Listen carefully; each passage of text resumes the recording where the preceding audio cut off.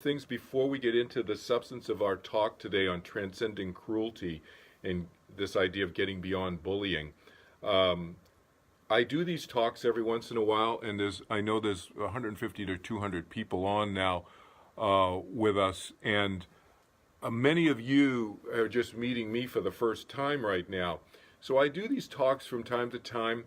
So one way to find out, just kind of keep in touch on when I'm doing them is to Facebook friend me, because I post them on my Facebook timeline when I'm doing these various talks and various self-development topics and just life topics, basically. Or you could send me an email, which doesn't really have to say anything other than hello, from one of my websites. And probably the easiest one to remember out of my 4 websites is kelvinchin.org. Just my name spelled out, .org, because my websites are nonprofits, so that's why it's a .org. And just send me an email. Go to the contact page, send me an email. You really don't have to say anything in the email. And what that'll do is it will populate your email address automatically into a list where I let people know when I'm giving talks on various stuff. So that's an easy way to do it also. One thing I did want to mention is that I am speaking at the IONS conference, the international conference in Pennsylvania, King of Prussia, Pennsylvania, which is a suburb of Philadelphia, from August 29th to September 1st. So again, you can check that out, further details about that on my Facebook timeline or on one of my websites as well, kelvinchin.org. And then actually, if you go to the bottom of any page on my website, you'll see links, hot links to all my other websites. So many of you know me because I help people with overcoming the fear of death. So I have a website on overcoming the fear of death. As I already mentioned, I teach meditation, so I have a meditation website. So you can go to any of them by going to the bottom of the page of any of my websites. So the easiest one, I think, to remember is just my name, kelvinchin.org. Go to the bottom of any page, you can link to the other websites, and you can check out the 5 books that I have in the works, one of which is written and so forth on one of the websites. You can check that out as well. There are excerpts of my books and so forth you can read. So, but this International Association of Near-Death Studies is what IANDS stand for, IANDS conference in August. I'm going to be the featured speaker on the opening night, Thursday night. So I'm honored to have been selected to be the first main speaker of the conference. And my speech there, that evening is free. You don't have to pay to go to my talk that Thursday evening. And there's also going to be a Steinway pianist. Kevin Kern is playing, an amazing pianist. Playing some of his own original music. Again, that's at King of Prussia, Pennsylvania in August. But again, check that out. I'm also teaching some workshops there. I'm going to be talking about afterlife issues and so forth in the context of one of my workshops. And another workshop I'm co-facilitating with Bill McDonald, who's a Vietnam vet, where we're going to focus on military issues, but it's open to the public, and military issues as it relates to NDEs, near-death experiences that the military have vets and soldiers have had. There's going to be a number of people on that panel as well.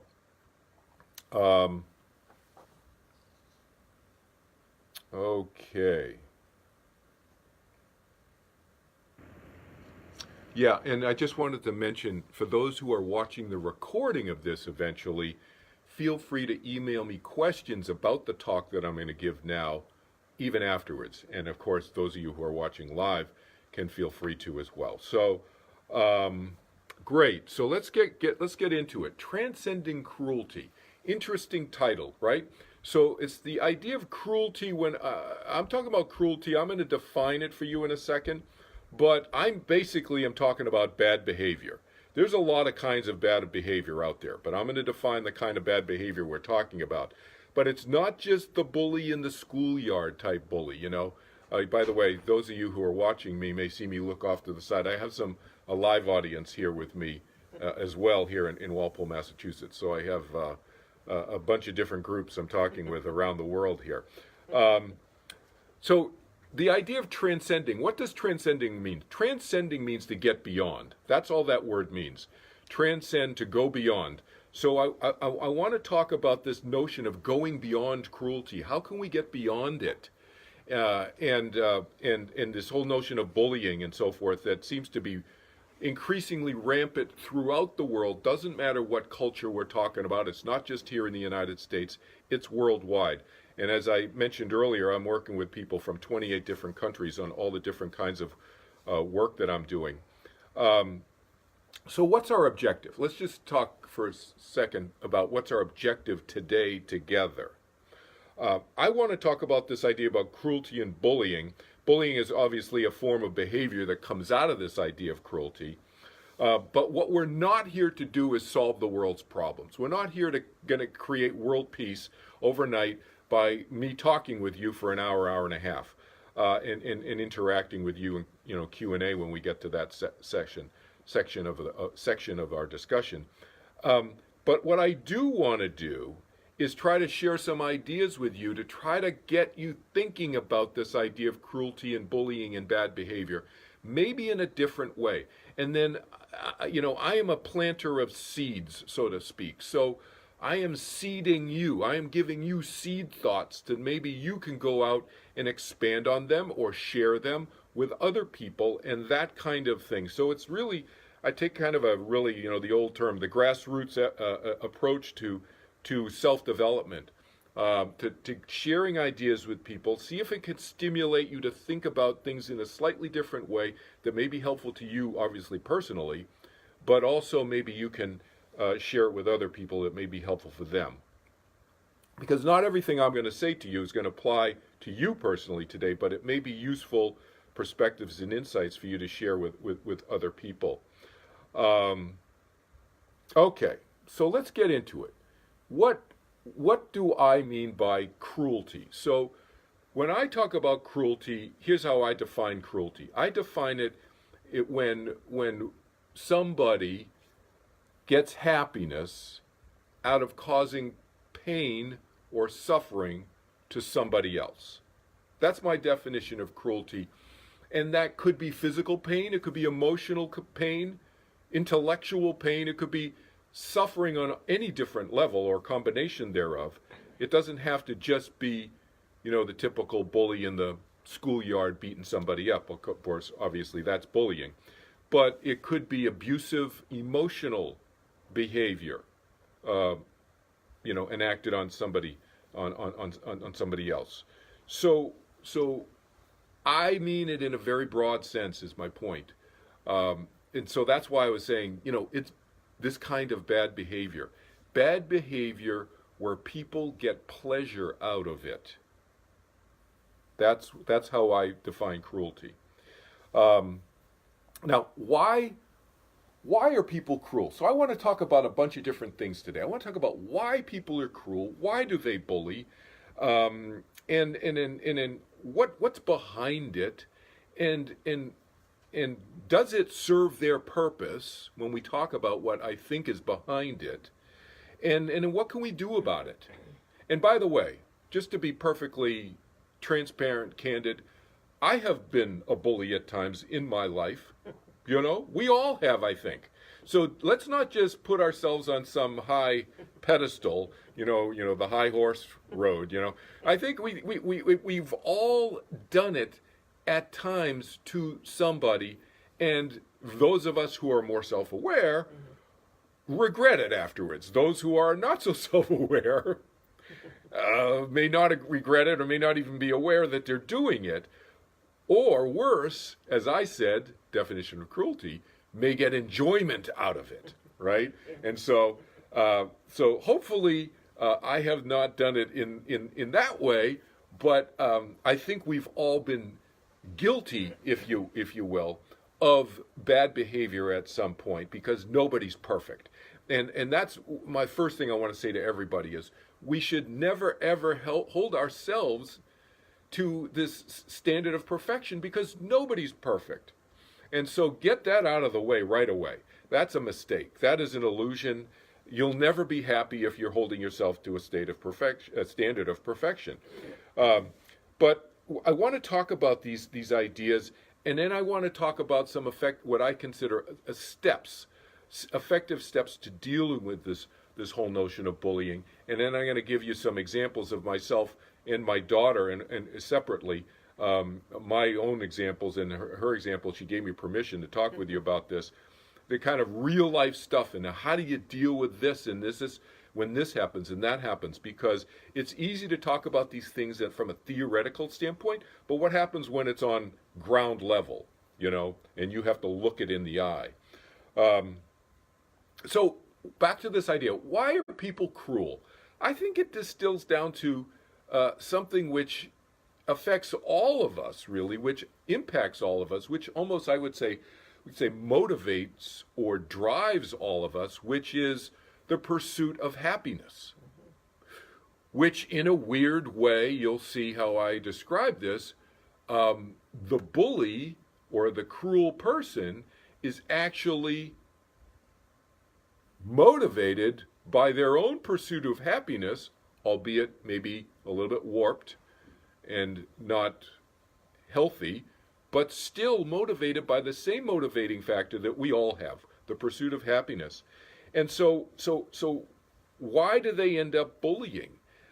They bully because their means of feeling happier about themselves is to make other people feel worse around them.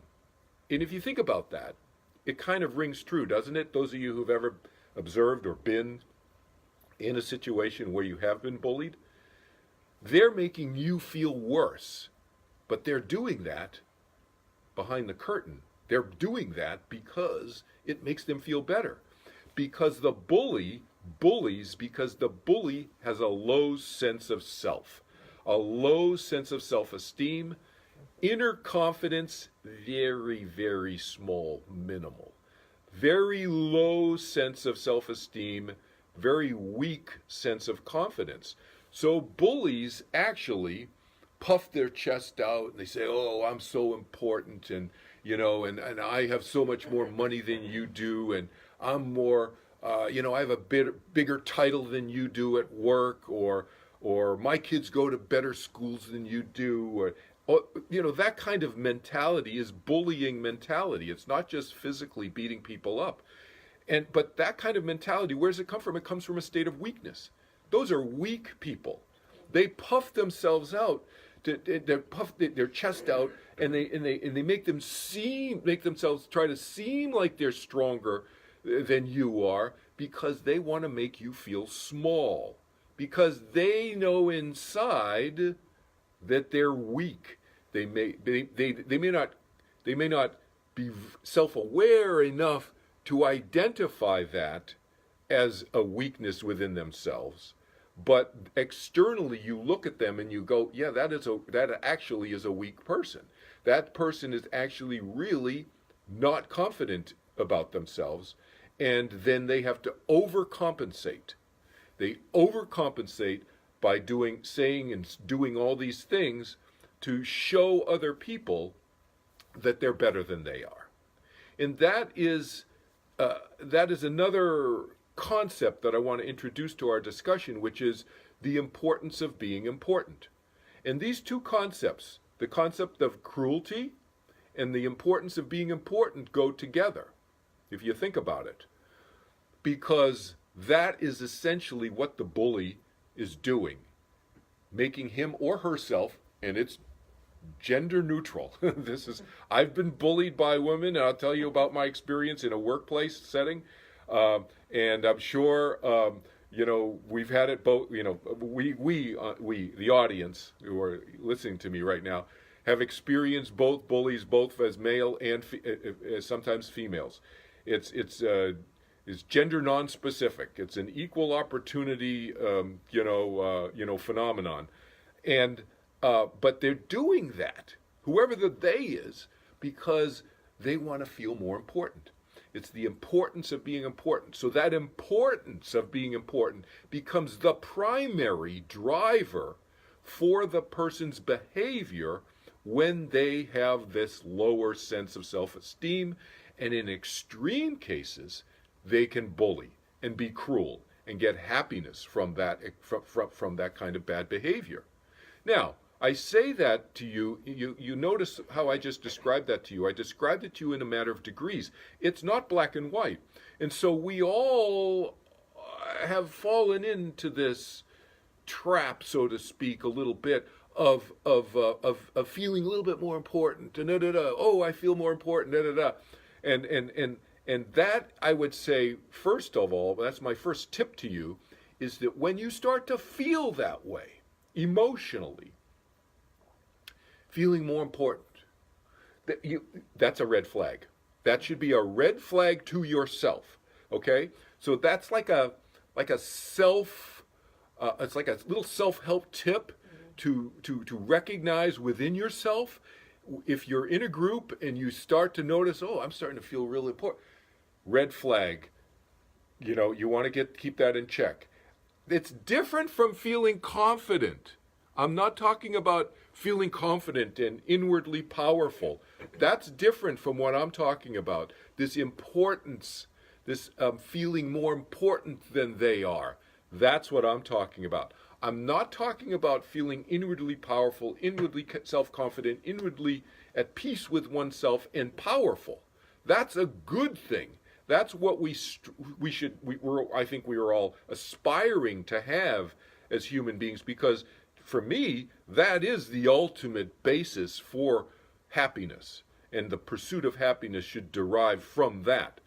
I'm talking about something different. I'm talking about that emotion that sometimes we may have where we feel, oh, I'm starting to feel more important than people. You know, that comparison, as opposed to the inward centeredness within oneself, two different things, okay?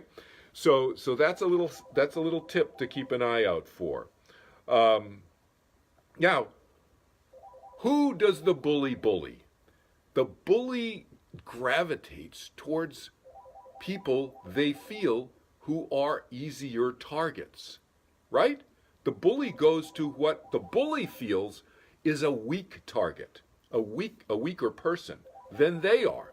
The bully does not want to go and try to work on bullying people who are really inwardly strong and secure and are going to give it back to them. They do not want to do that, right? So as a result, what does the bully end up with? If you think about it, the bully ends up with this real illusionary thing. Doesn't the bully end up with an illusion of surrounding him or herself with weak people who kowtow and are made to feel powerless? By definition, that's what the bully wants to do. Make those people feel powerless as compared to the bully, right? And so the irony, from my perspective, when you look at this, and I suggest that you look at this and you kind of look and you go, what? The bully is living in a total world of illusion, because it's a made-up universe where the bully is number one and everybody in their orbit are peons. They are weak people. And so is that the type of universe that you would want to live in? I would say no. That's like an illusionary world of weak people surrounding yourself by if you're a bully. Now, we know that the bully, by definition, is not self-aware. That's why they're involved in this whole construct of creating this weird universe. But I just say that to you to step back and think, isn't that weird? They create this illusory world where they're surrounded by more miserable people. So this is all about happiness. It's about happiness comparison, okay? The importance of being important, all of that. This is all about a comparative happiness thing. I would say, wouldn't you rather have lots of happy people around you? I would think, from my perspective, that's what I strive for. I strive to surround myself with happy people, and people who are miserable and morose, they are my clients, and I love them, and I help them, and I'm helping them get to a happier place. But, I talk about friendship in orbits. Let's just step back. We'll come back to the cruelty thing in a second. So friendship in orbits is the way I think of it. I have friends, and I have lots of different friends in different orbits around me, so to speak. And so my close friends, I have a small group of close friends, 6, 8, 10 close friends, small orbit. I have another friend, a group of close friends. They're still close friends. Maybe there's 20 of them. And I have lots of friends. I have thousands of people I consider friends. I'm not exaggerating. I consider, my clients are my friends. And so I have many, many clients. We develop a relationship. That's a friendship to me. But what I'm saying is, wouldn't you rather have more happy people or people striving to be happy around you in your orbits than the bully example, who strives? It's not an accident. This is intentional. The bully strives to have more miserable people around them in their orbits. And the people who are, think about Harry Potter. You think about Voldemort in Harry Potter, okay? Those of you who know that story. The inner circle of Voldemort, the bad character, those of you who don't know Harry Potter, he's the bad guy. Harry Potter's the good guy. Voldemort's the bad guy, okay? So the Voldemort character has a lot of followers, right? Voldemort is a great example of what I'm talking about. And he has an inner circle, right? Malfoy, Malfoy's father, and then later Malfoy, the kid, and his father, and his mother. They're the inner circle, That inner circle are the most miserable.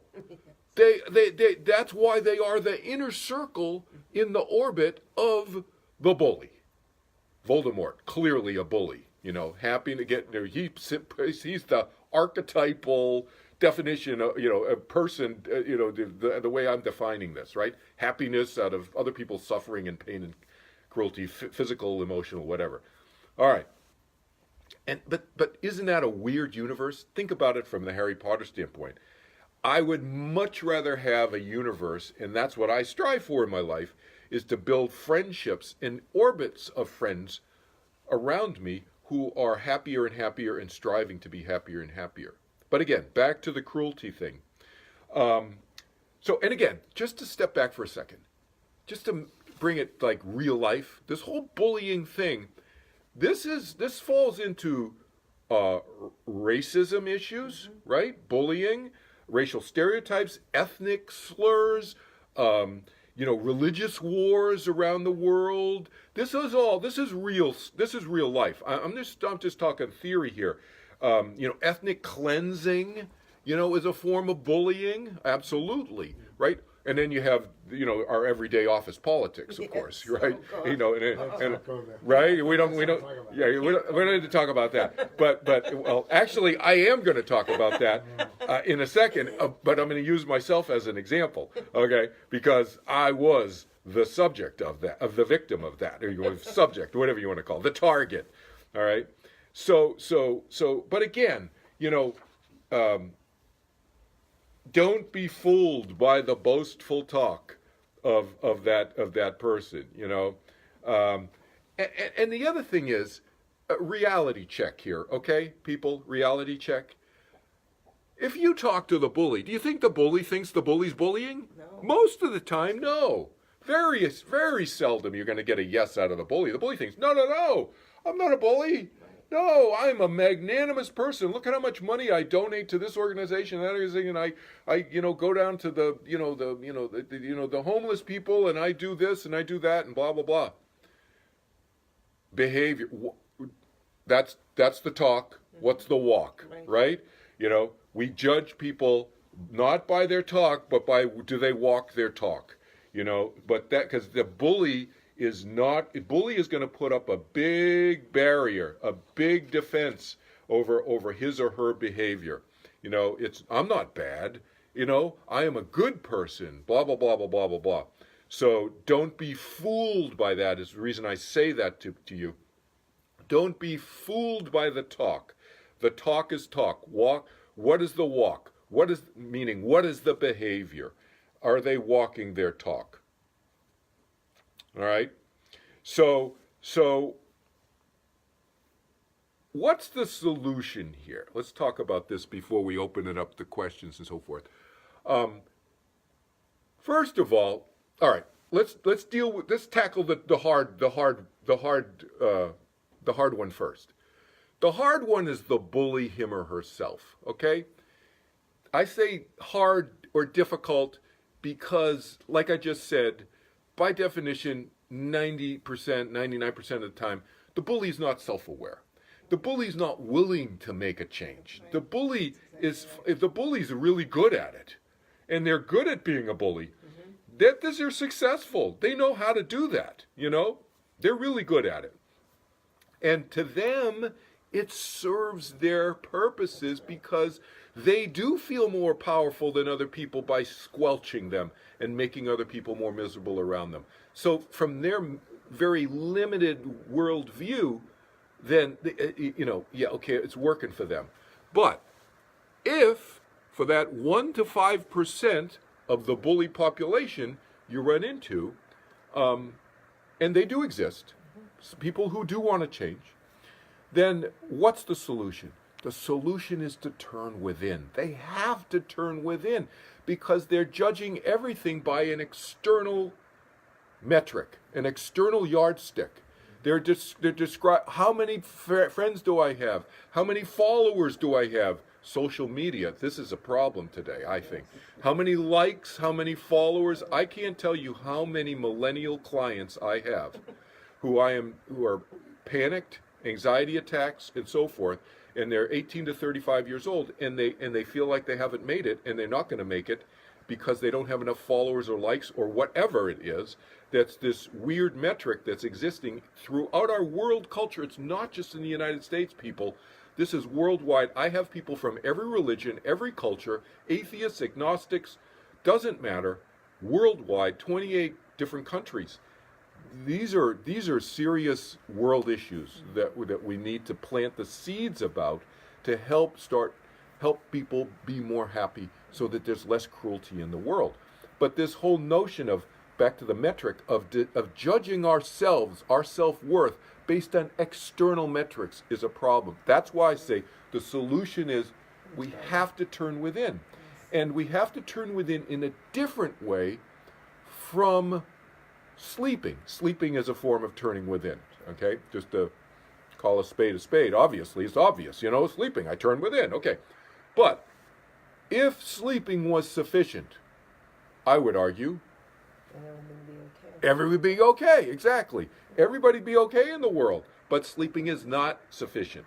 And so that's why some form of turning within, whether it's my turning within meditation technique, which many of you have taken, the classes of, the 4-day class, or some other form of turning within. I'm not here to proselytize about my technique. It's about a technique, and I would argue as effortless as possible a technique, because number one, you're going to do it. Number two, it's going to be more effective. It's more effective, or meaning faster at turning on the parasympathetic nervous system, turning on your opposite of your fight or flight switch. Which is this medical term is parasympathetic nervous system,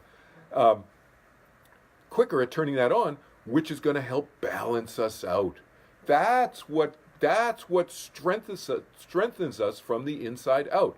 So that's the answer for the bully, that small percentage of bullies who are open to development and change. Exactly.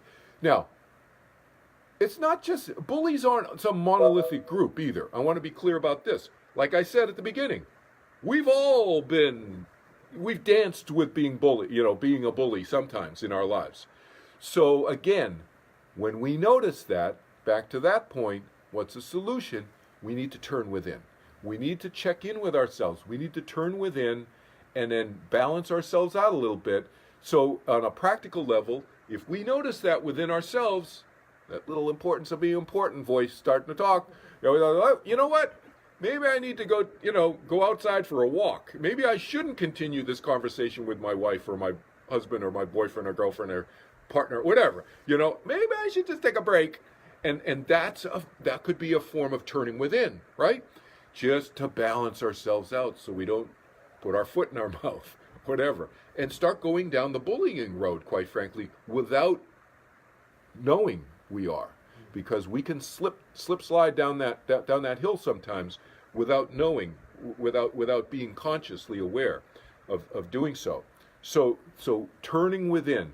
Now, if we are the person being bullied, let's talk a little bit about this. If we are on the receiving end of the bullying, the cruel behavior, first of all, several steps here. First of all, recognition. We've talked about that. You need to recognize the bad behavior.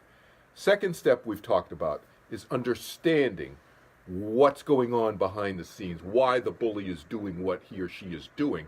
So we don't conflate and confuse what they're doing with some other behavior that actually may be good that they're doing. Two different things. Don't mix the two. The bad behavior is the bad behavior. The fact that they're nice to us in another context or in the next moment doesn't divorce them or release them from the responsibility of the bad behavior they did. Understanding this and understanding why they're doing it, because they're miserable and they're just trying to make us miserable, that understanding is important. That's the second step. Recognition, the first step. Second step, understanding. Okay. Third step I want to talk about now. Third step is sovereignty, is this idea of what I call sovereignty. Maybe somebody else came up with this term before me, I don't know. But several years ago I came up with this term, and I call it sovereignty of our minds. So our minds are sovereign. What does that mean? The idea of sovereignty means unique, freestanding, can't be messed with, basically. Independent is the idea of sovereignty. So you often will hear the word sovereignty and the concept used in the context of countries. Oh, we're a sovereign nation. Okay, we are a sovereign nation. We have our own way of doing things with own laws and et cetera, culture, all of that, sovereignty. It's usually used in that context. So I've borrowed that, and I use it in terms of our minds. And I'll explain to you, and I'll give you an analogy why I've used this idea in terms of our minds. But first, the first principle of this is, as I said, independence. It's our free will thinking mind. We are all minds, right? When I say mind, you may use the word soul, spirit, consciousness, awareness, individuality. You can use any of those. I use the word mind because I'm talking about thinking, and I like to use words that are less spiritually, religiously loaded. So I just use the word mind, but any of those other words will suffice as synonyms, okay? We are each sovereign minds. We're independent, free thinking from everybody else. Now, are we influenced by other people's thinking? Absolutely, we can be influenced. But we can be influenced, and we may decide not to be influenced. The key words there are may and cannot be. In other words, I decide. I'm making the decision. Do I want to listen to you? Yes, I can listen to you. Do I want to follow what you're saying? That's my decision. Also, I could choose not to listen to you by leaving the room. So, in other words, there's all kinds of choices going on here. That's my point. And so, and we're going to bring it back to this whole cruelty thing in a second. But here's the visual example I want to give you. The visual image is as if our minds we're like castles. We're like castles with moats around them. We all are. And we all have a moat around our castle, our mind. And we can let the drawbridge down, or we can pull it up at any particular moment in time, right? Whether it's an idea we're letting across, a concept, a religious thought, a philosophical thought, a political thought, or, a musical thought, any kind of thought, across that bridge or not, that's up to us. Or whether we're letting a person across into our lives, across that drawbridge, that's up to us. That's why I use this word sovereign, because it's like the castle is a sovereign entity, and the castle is our mind. And we make that choice. So back to this cruelty idea, if we think of ourselves as sovereign minds, free will, free-thinking minds, we can choose, albeit difficult sometimes, depending on how cruel the person is being, and if they have us like James Bond tied up to a chair in some, furnace room or something, and they're beating us. I give you that. I understand. It can be challenging at times, right? But we are free will thinking minds. We are sovereign minds, and we need to remember that, and that is incredibly important point number 3 in how to deal with bullying. We are free will independent. We can choose to leave mentally, emotionally, and yes, physically, a cruel situation. Okay? We can pull the drawbridge up. And very often with many of my clients, I'm using this example with them, giving them and telling them, hey, based on what you're telling me, it's up to you. It's your decision. I'm just reflecting back to you. I'm the mirror. But it sounds to me like you need to pull the drawbridge up and not let that person over as frequently or at all or whatever. And you can decide. And now, does that mean you have to sever all communication with the person forever? Not necessarily. You could still talk to the person from your castle across the pulled up drawbridge, across your moat. In other words, create more distance. So that visual image that I'm giving you here about the castle fits that tip also, right? So it kind of fits where people say, well, I don't want to completely, what if I still have to talk to him about my children or whatever? You can talk to him about the children. You both love the children, that's fine. But you've left the marriage because of bullying, and you can talk to him with the drawbridge up. You do not have to let him emotionally, or even physically, but not even emotionally across the drawbridge from a distance, talking across the moat. You're still maintaining your sovereignty of your nation, so to speak, your mind, okay? Really important point to keep in mind. All right. 4th point of effective steps of how to deal with bullying is, I call it the confusion step. Confusion. What does that mean? That means that the bully, as we've already explained, is expecting what? They're expecting you to cower. Oh, you're bullying me. Okay, whatever you say, I'll do whatever you say. Whatever you say. I just want you to shut up. I'll do it. That's what the bully wants, right? Because they interpret that. Even if you are thinking, oh, he's not really bothering me, but I'm just going to act this way. You are reinforcing the bad behavior, right? Even if you are centered within yourself, you're reinforcing the bad behavior. Because the bully doesn't know what you're thinking inside. Doesn't know you. You might be feeling strong inside and just saying, I'm just going to put on this act. Okay, I'll do what you say. The bully's thinking, I got him. I got him where I want him. It's working. I keep doing it. So, if you want to, this is a choice, because in some cases you may just want to fake it and go along with it, because that may be a better option. That may be a temporary option. But a more permanent option is the confusion thing, and even temporary. I'll give you both examples, because the confusion thing. What does the confusion thing do? The confusion, it confuses the bully, and the bully goes, wait a minute, Kelvin's not acting the way he normally acts when I bully him. What's up with that? And it just confounds them. It confuses them. It throws the proverbial monkey wrench in the works of the bully's mind. And the bully very often will go away or change or leave the room or go pick on some other kid in the playground or whatever. Now, it doesn't solve the problem. The teacher still got a problem with the kid, okay? But your kid may no longer be the target of the bully on the playground because it confuses the bully, all right? Now, and I'm going to give you a specific example with my daughter of how it ended up, the ultimate confusion. But anyway, so it could be verbal, it could be physical, it could be a lot of different things how you confuse them.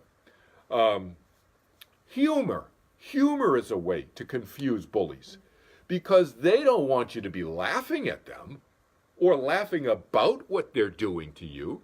They want you to be fearful. That's the whole point. Make you miserable, right?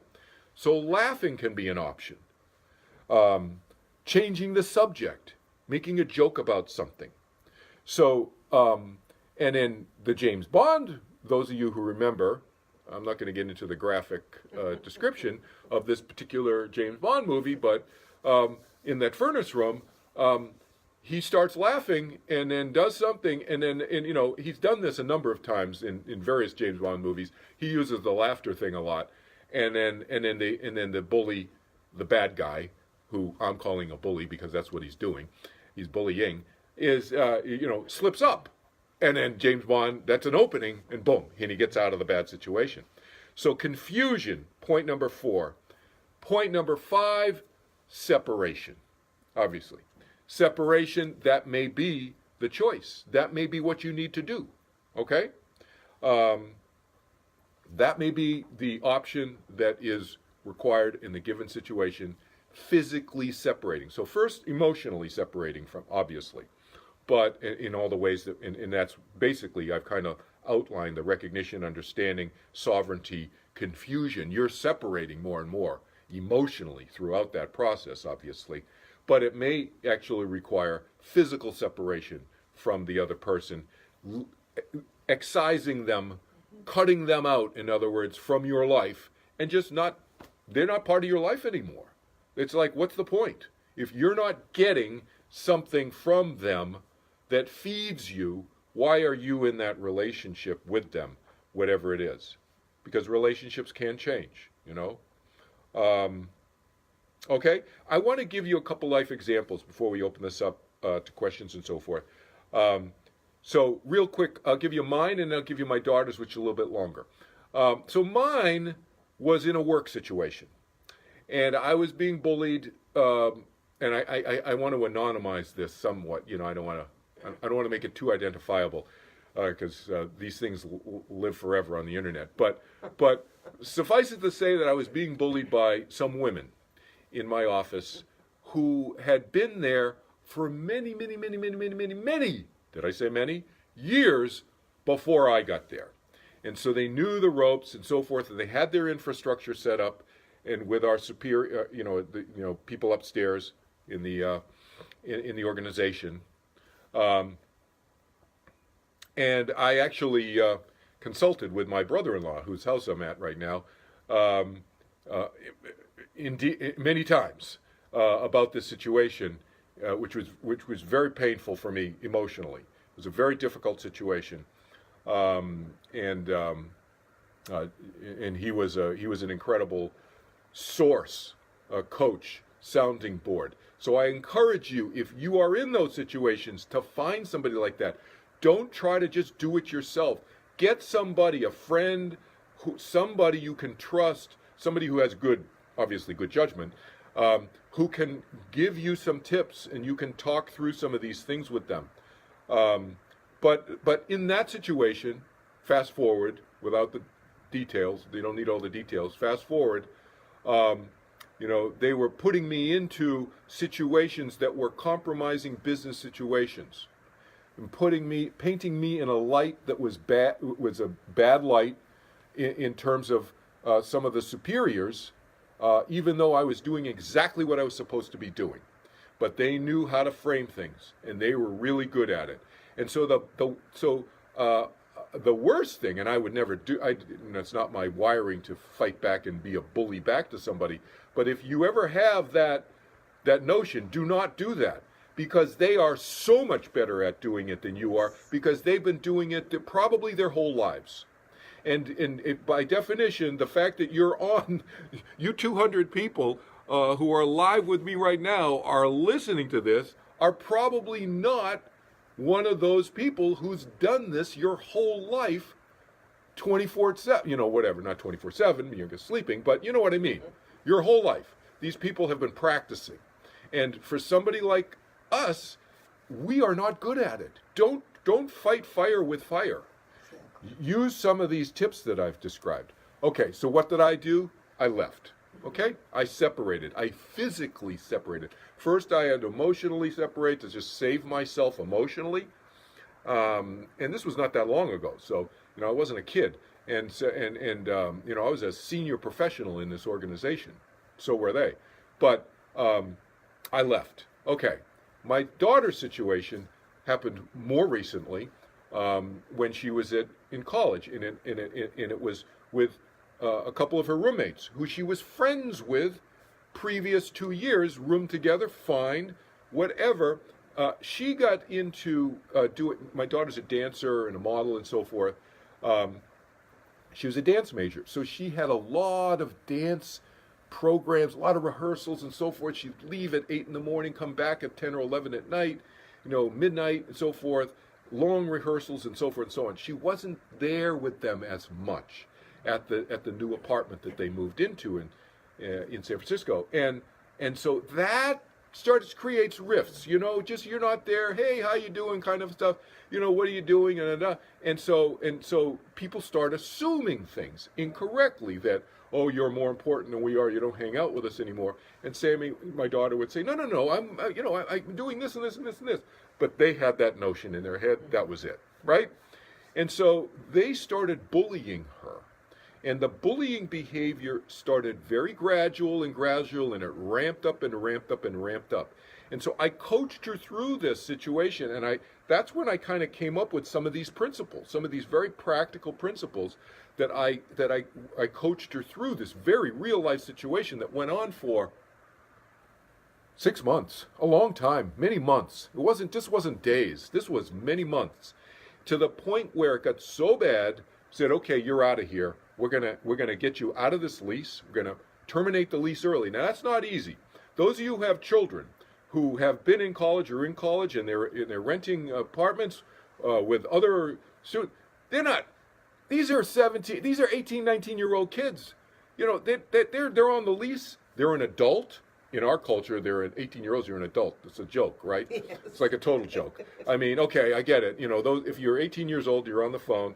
I mean, you're on the call right now. I don't mean to diss you, but I'm just saying from a legal perspective, you're on the lease, but your parents are paying the rent, and they had to co-sign the lease. So my point is that it became very complicated and difficult for me because obviously I'm co-signing. My daughter is on the lease. She's legally liable, and so are the other girls on the lease, but the parents, I had to deal with all the parents with all this too.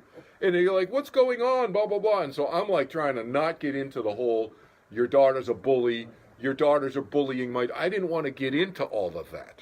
That's between them and their parents. And their parents, their parenting, because that calls into question the parenting, right? And then the parents are like, oh, what? You're like, are you questioning my parenting? My daughter's not a bully. Didn't want to go there. So I had to navigate all of that, getting out of the lease, and everybody signing and so forth. And it got to the point where these girls, these are 19-year-old girls, they were in my face. They're in my grill. I flew up there to deal with this. And then, and I'm using all my mediative conflict prevention, conflict resolution skills that I've mediated over 500 cases in my business career and so forth back in the day, and I'm using all of my skills with these 19-year-old kids and their parents to try to navigate this situation so that it doesn't completely blow up any further than it already has been blowing up, and so. And they're getting in my grill. They're like dissing me. These 19-year-old girls are dissing this 60-year-old guy, right? To my and I'm trying to maintain my equanimity in there. But I'm telling you, I said, you do not talk to me like that. So I'm telling you this specifics of this example. So you know, I'm not just saying, oh, you know, blah, blah, blah, blah, blah. This is not about milquetoast time. When you're dealing with somebody's bullying, you may need to draw the line with them, pull the drawbridge up, but you have, people are on the parapets. My soldiers are on the parapets there. And I could let them across the drawbridge. And the bully knows that I could do that. All right? This is not about passivism. That's right. This is about strength coming from inside. Exactly. I wasn't angry with them. I was annoyed and okay, I was angry with them. But I wasn't call a spade. But I wasn't Coming from anger. I wasn't coming from anger, and I wasn't displaying it to them in my behavior, my actions. Exactly. My words were firm with them. Exactly. I was using Clear. firm words, okay? And I was telling them where the boundary was, and they were stepping over the boundary, and that they could not step over the boundary again, and they didn't, all right? They tried to, but I nip them again, right? The second time I go back, that kind of thing, to pick up the lease that they'd signed, right?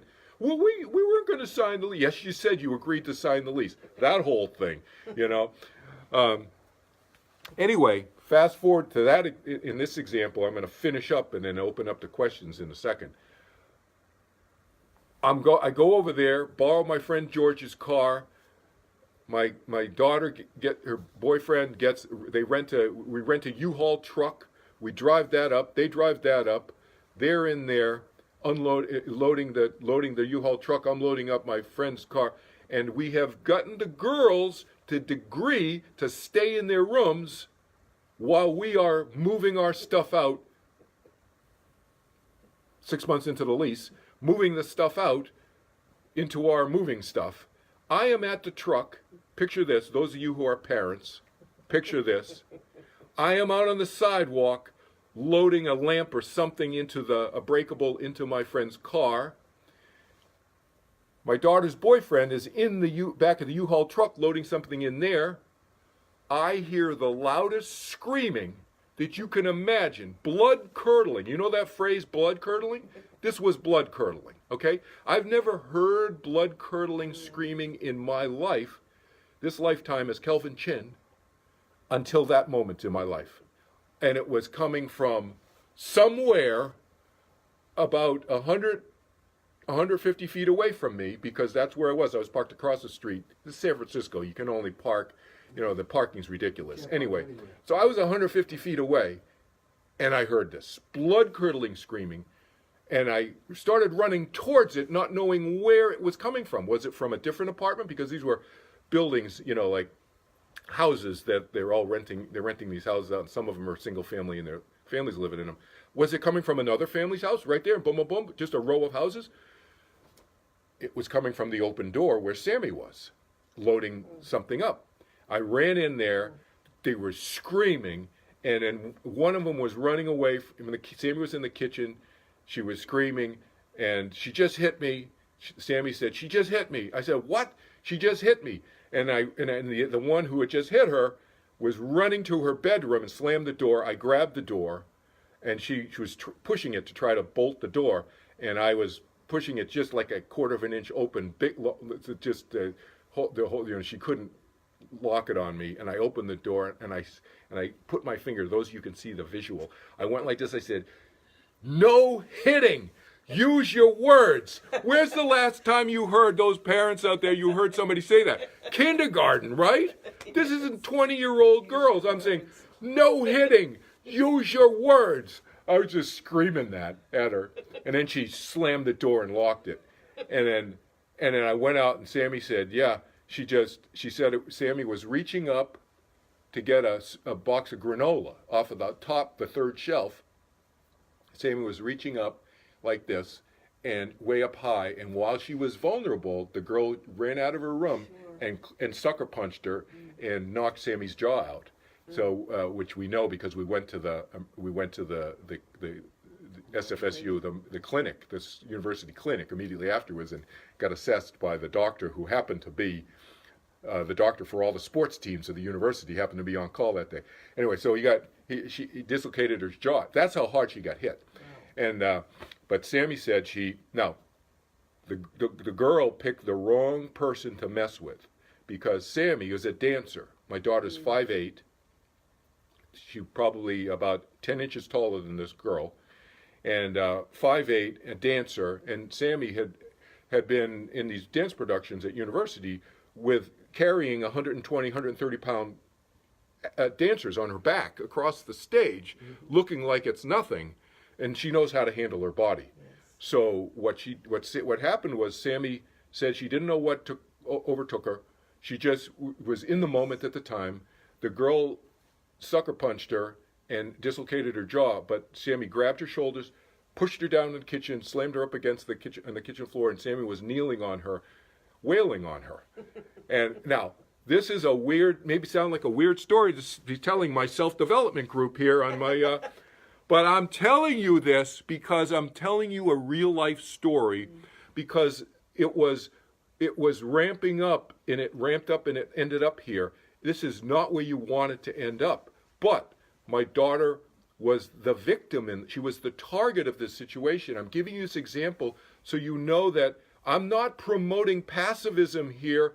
In the situation where somebody is in your face like that, you have to draw the boundary, and Sammy drew the boundary with her. Now, this story actually has a happy ending, bizarrely, and I'll tell you in a second.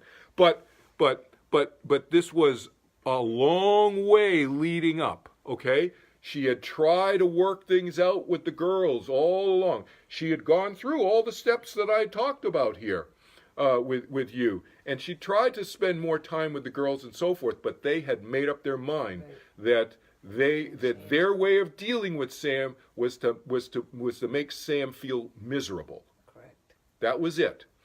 And so, and it culminated at this moment. And then, of course, I called her father and blah, blah, blah. And, had to leave a voicemail. Anyway, the happy ending is that 2 years later, we had no contact with that family, and that girl reached out to Sam and apologized to her. She apologized profusely to her, so things can happen in a positive way like that. But there you go. That's the example.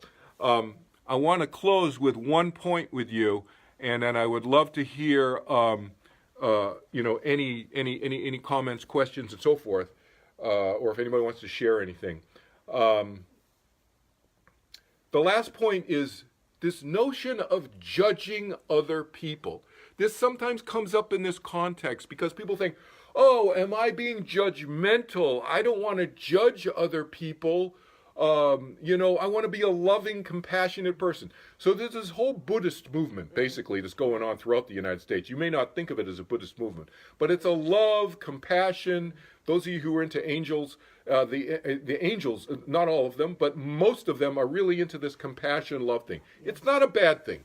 It's not a bad thing. But here's the bad part of it, is that people take and they extract from this that judging other people is bad. No.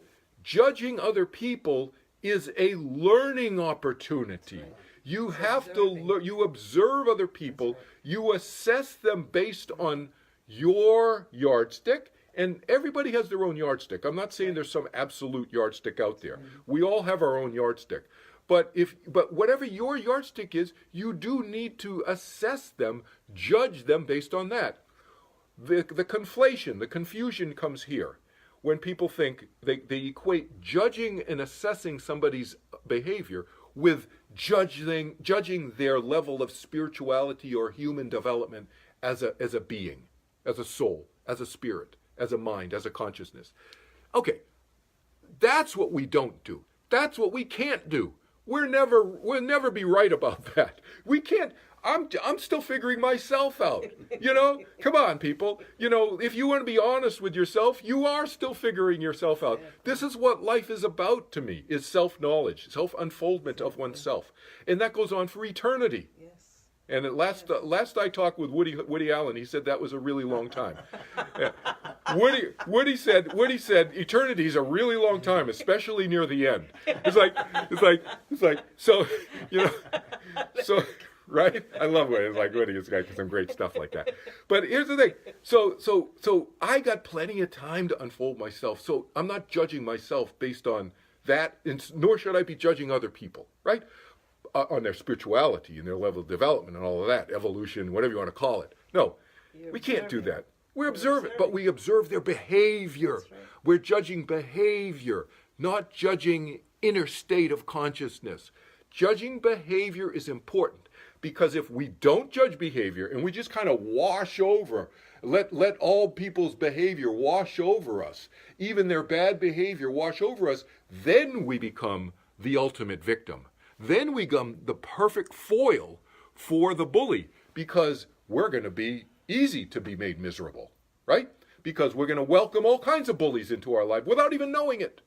So we need to be assessing people's behavior on our yardstick, whatever your yardstick is. There is no one yardstick. Whatever your yardstick is, assess it based on that, learn from it, let those people across, the good, the people who pass your test, whatever your yardstick test is, let those people across your drawbridge into your sovereign castle of your mind and your life, right?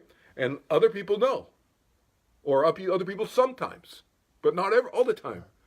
Small group of people all the time, larger group of people sometimes, and then maybe a bigger people like never, we don't let them across. We just talk to them from across, we yell to them across the moat, so which is safety first, so to speak, okay? But the judging thing, think about that, what I just said about judging others in that context. Think about it. To me, that's the accurate, that's the rational, that's the practical way of thinking about judging and assessing people. It's the way that will lead us to more happiness. And as you heard me say right at the beginning, everything I do, whether it's teaching meditation, whether it's my overcoming the fear of death work, whether it's my more spiritual work like what I'm talking about today, it's all about promoting our happiness in whatever way we can. Okay? Questions, anything? People who are live can speak live, obviously, and real quick, can I start? And the live people who in the room were here with me can actually speak live too. I've got a question. Yes. You talked about confusion.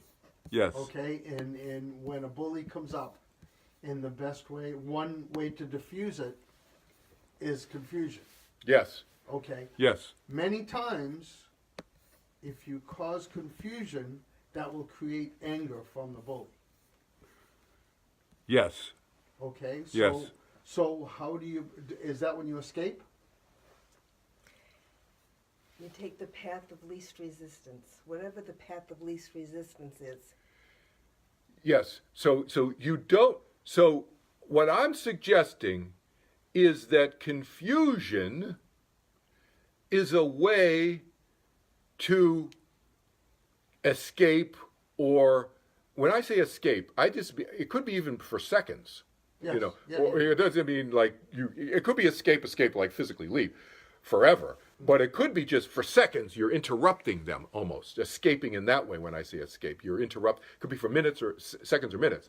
But if it makes them more angry, that actually, ironically, could be a way to your escape too, because you're interrupting their ranting on you. Let's just say, in your bullying. So even the anger now.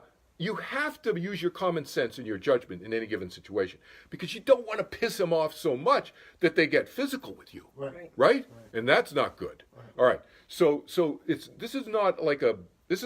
these are not written in stone. Mm-hmm. These are suggestions that you have to apply in the given situation on the ground. That's why I give Sammy's example, my daughter's example, because when you're on the ground and somebody clocks you, you're going to deal with that. Yeah. That was completely unanticipated. I mean, the agreement was you stay in your rooms, and they're going to stay in the room. And all of a sudden, she comes out, Sammy's reaching up, and boom. It's like it happened in a split second. So so we have to use our judgment on the ground at any given moment. So that's just suggestions. So we absolutely do not want to put ourselves in harm's way. Look, I had a friend, and I think I can say this now because it was so long ago. When I worked in a law firm, I had a friend, and she used to come and talk with me, and I wish I was armed more with my thinking about this then. You know, this was in my 30s, right? I was working in a law firm, and she would come. She was married to a Boston police officer who would throw hammers at her, head across the kitchen. And the hammer would get stuck in the kitchen cabinet, the claw, and he'd pull it out. Boston cop. They had 2 little kids. Yeah. So you don't want to piss somebody off, is my point. Okay. You know, you don't want to be in that situation. So you got to use your judgment, right? And then, you know. So if it escalates to that level, you got to get out. Yes. Okay. You got to call it. Period. Like she should have been calling the cops, but that's tough because she's married to a cop. Yeah. And blah blah blah blah blah. We have She all did. the excuses why we don't. Oh yeah, yeah. And she finally did get out of that. I heard later out of the relationship. She divorced him and so forth. But you know. so you're not saying what my question is, Yeah. don't try to diffuse the situation, just get the hell out. If it escalates to a point if it goes to that all you're point- doing is throwing gasoline Gasoline in the fire. then No. leave. Yeah. And leave. And Okay. Yeah. I don't believe we can change anybody. We That- can this only is the- change ourselves. Thank you. Thank you for saying that. This is the free will point that I was talking about too, right? We cannot, thanks for raising that. It's great, Joanne, because the free will point is huge. It's not just we have free will, They have the bully has free will. Right. We have to respect the bully's free will Exactly. to be a bully. Very And good. this is like weird, but I mean it's weird in a very sense. good. But Makes you sense. have to, we have to think about this rationally when we are in it. Okay, here's a point that I was thinking about. This point, literally, I was dreaming about the following point. What you just reminded me. That's why I forgot. I didn't put it on my outline. I was dreaming about this last night. This is the point where the bully has free will. We cannot change the bully. It's a waste of time to try to change the bully unless the bully expresses some desire to change to us. Right. That's different. And it's not just a bully, it's anybody. I don't try to change anybody. People come to me, they ask me for help, then I feel it's my responsibility to help them. Okay? But I don't go saying, oh, you need my help, you need my help. No one No, does. everybody is their own sovereign entity. They own their own free will. They decide that, you know, are they happy or are they not happy? If they're happy, fine, they're great. You know, they're happy enough, whatever that is. But they come to me, I help them. Same thing with the bully.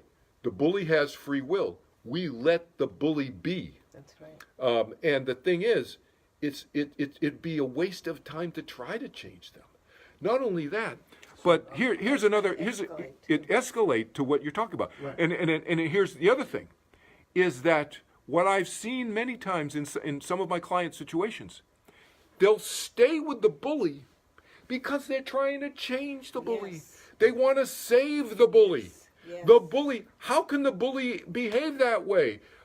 Or here's another variation on the same theme. I'm right. Yeah, exactly. I am right here. And I'm going to show I'm you going to how show I'm right, how you're I'm going to wrong. show him or her that I am right. Yes. So therefore, you're being a bully to the bully. Yes. Well, yeah, well, Yes. you're kind of being a bully to the bully, or you're victimizing yourself in a sense. Okay. You're exposing you're like this, exposing yourself to the bully. You bully me, but I'm going to show you I'm right. Right. You know, Exactly. where is It's an the invitation. where, Huge yeah, invitation. here you go. You know, where is the happiness there? Okay, I get the principle. So when I did mediations, we talk about principle-based thinking. Principle, Principle. Yes. Principle meaning the rule. Yes. Principle as in rule-based thinking. I know what's right in this case of bullying, cruelty. I know what's right. He or she's bullying me. They are wrong. I'm going to show them. No, Wrong. that's right. Wrong thinking. Exactly. Wrong thinking. You are going to get hurt more. Yes. You're going to be more unhappy longer because you are never, ever going to win that fight. That's right.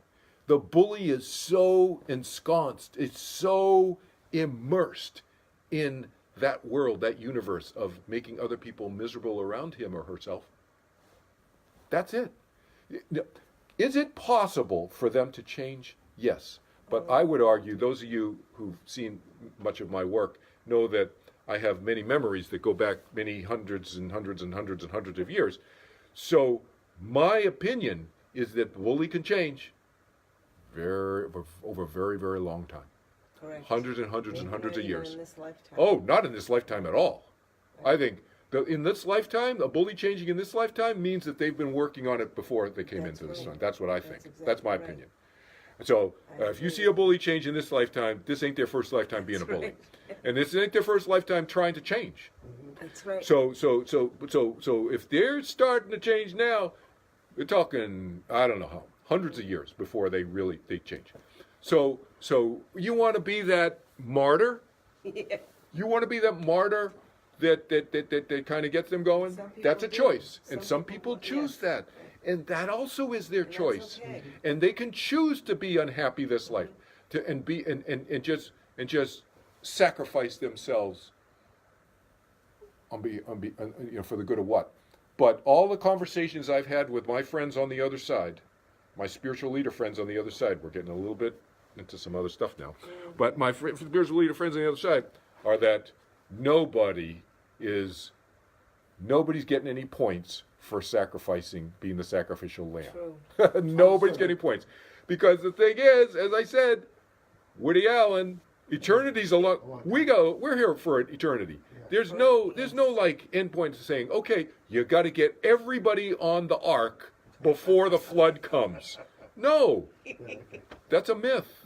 Okay, you don't get everybody on the spaceship before the earth blows Well, up. No, because people don't understand that we're eternal beings. we are eternal beings. That's it. And that's what causes confusion in this lifetime. And it causes fear. Exactly. That's my whole thing, is to reduce fear in the world, because fear ultimately is it.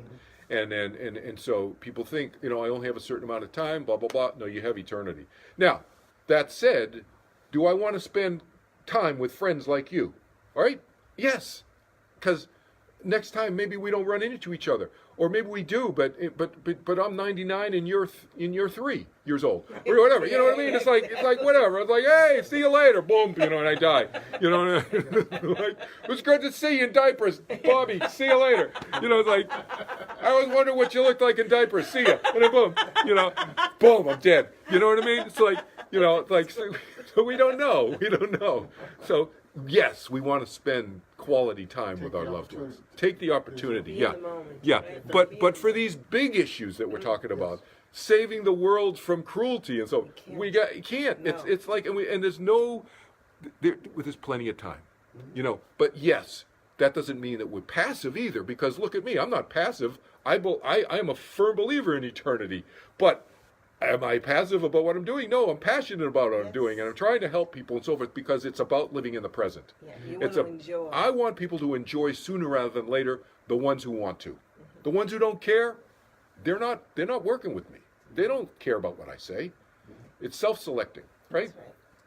Other questions? Other questions? Questions? Harpo, you want to come on? Oh, okay, I got to kick you guys off mute. I got you guys off mute. Okay. Hold on. I got to get you guys off mute. Unmute. All right. Unmute. Okay, I muted all you guys, some of you guys who had problems muting your phones earlier. All right, you can talk now. Can you hear me? I can hear you. you. Me now? Can hear you. Yes. Go ahead. All right. I just got a comment. Bullying can come in other ways, too. It doesn't have to be directed to you. If you've got a friend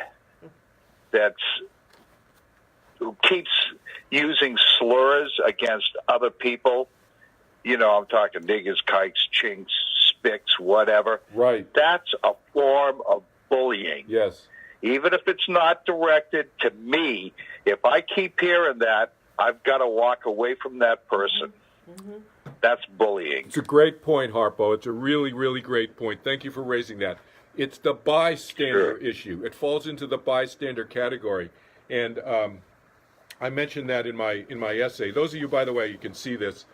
You can go on my website, kelvinchin.org, and there's an essay. There's like a 10-page essay there that I've written on this, and this is basically, I'm just showing you the visual image of the the picture that you see. So you can check that out. No, that's great. That's great. Bystander, absolutely. We as bystanders, I feel, have a shared responsibility to intervene when we see somebody being hurt. That's my opinion. You may have a different opinion about that. That's okay. But we need to engage in the community that we live in when we're in relation. We have relations with people we don't know. I mean, it's not a friendship. I don't know the person, but a community is a community of relations. And we live in a world community. And if we see somebody being bullied, I would intervene. I would step in and say something, Now, you have to be careful, because it also is the case, and I had a client who had an issue with this, where she stepped in and intervened, and the girl who was being bullied by her boyfriend did not want any help. Then you walk away. You walk away. But you don't not do anything. In other words, you engage, but then you walk away in that situation. And it's none of your business. It's there. What happens there then, It's like, okay, you offered your help, and that was it. It's now there's all kinds of gray areas there. I know. I don't want to get into a whole, like, well, maybe she's just saying that because she's afraid and she really does want help. You got to suss that out on the ground and then kind of make your own decision of whether you're going to call the cops, because it really does look like something bad's going down there. That's unique to that given situation. But that's a great point, Harpo. Thanks for raising that. Yeah. But at the very least, in Harpo's situation, you see somebody exhibiting that kind of bad ethnic slur behavior, you can walk away and you say, you know what? That's not how I think. Exactly. You can just say something fairly neutral, like, you know what? I just don't think that way. And walk away. Thank you for that. That's great. Other points? Other questions? You're welcome. Some people are posting thank yous on the Facebook Live. Very welcome. I hope this has been helpful for people. Feel free to obviously share the recording with other people, because I hope these ideas are useful. I'm all about practical. I want these ideas to be practical. Yeah, I'm a philosopher in a certain sense, but I'm a teacher ultimately. And so I like thinking about ideas, but I like packaging them in a way that's understandable and practical on a day-to-day basis for people. You can use them, or use some of them at least, and hopefully it'll improve the quality of your life. That's what I'm all about. Increasing the level of happiness amongst people in the world. I mean, that's really what everybody's looking for. And you talk about, aspirationally, creating a more peaceful world. That's where it's going to happen. We keep more happiness in the world. Be the change you wish to see. What's that? Be the change you wish to see in the world. Be the change you wish to see, exactly. And where does that start? It starts from turning within. You have to connect with yourself somehow inside. Inside. It's the inside-out approach, I call it. That whatever way you do it, again, whether it's through my meditation classes or whether somebody else's, to me, it doesn't matter. It's turning within, though, that matters. You have to find a way to effectively turn within. So I leave you with that thought. Feel free to reach out to me anytime, questions, even a week from now, a month from now, whatever. Doesn't matter. You know how to reach me on Facebook. Facebook friend me. Send me an email from one of my websites. The easiest one to go to is kelvinchin.org. And then on the footer of every page on all of my 4 or 5 websites. I've lost count how many websites I have. There's hot links to every of the other websites, so you can scroll around and see. There's a lot of videos there. There's 50 or 60 blog. There's essays there and so forth on all different topics. Feel free to look at all of that. It's all free, no charge. Go there as much as you want. Okay. Thank you for being involved with this. We had a lot of people on, and I mistakenly started. There's going to be 2 videos. Mistakenly, I hit the finish button by accident during the group meditation. So you'll see there'll be 2 videos on there anyway. So it's no big deal. It got the second video is the long one, which got the whole discussion. Yeah. So the first one was basically the group meditation. Okay.